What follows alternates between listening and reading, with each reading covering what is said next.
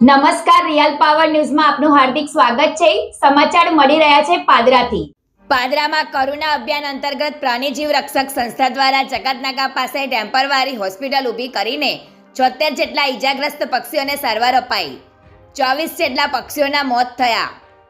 પાદરા પ્રાણીજીવ રક્ષક સંસ્થા દ્વારા મકર સંક્રાંતિના તહેવારમાં ખાસ પક્ષી બચાવો અભિયાન ચલાવવામાં આવે છે, જેમાં આ વર્ષે પણ જકાતનાકા ગોવિંદપુરા પોલીસ ચોકી પાસે ઈજાગ્રસ્ત થયેલા પક્ષીઓ માટે સારવાર કેમ્પનું આયોજન કરવામાં આવ્યું હતું, જેમાં ઉત્તરાયણના 2 દિવસ દરમિયાન પતંગની દોરીમાં ફસાયેલા 76 જેટલા પક્ષીઓને બચાવવામાં આવ્યા હતા।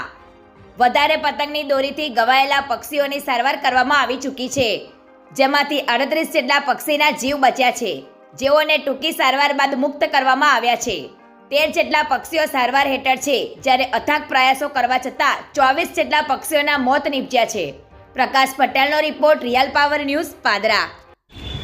આજ રોજ જણાવવાનું કે પાદરા તાલુકામાં પ્રાણીજીવ રક્ષક સંસ્થા તથા કરુણા અભિયાન અંતર્ગત ઉત્તરાયણ પર્વ નિમિત્તે તારીખ 13 થી લઈને 16 તારીખ સુધી પક્ષી બચાવ કેમ્પનું આયોજન કરવામાં આવ્યું હતું, જેમાં અમે ટોટલ 76 જેટલા પક્ષીઓને રેસ્ક્યુ કર્યા હતા, જેમાં 38 જેટલા સારા પક્ષીઓ અમને મળેલ હતા, જેને અમે પર્યાવરણમાં પાછા મુક્ત કરેલ છે, અને 13 જેટલા ઘાયલ પક્ષીઓ મને મળ્યા હતા, જેનું અમે ટ્રીટમેન્ટ કરાવ્યું ડૉક્ટર પાસે અને વન વિભાગમાં સુપ્રત કરેલ છે, અને 24 જેટલા પક્ષીઓ મને મૃત હાલતમાં મળેલ હતા।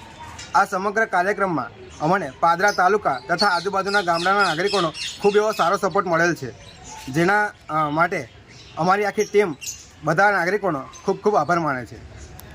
ગુજરાતી સમાચારો ઘરે બેઠા નિહાળવા માટે રિયલ પાવર ન્યૂઝ ચેનલને લાઈક કરો, શેર કરો અને સબસ્ક્રાઇબ કરો।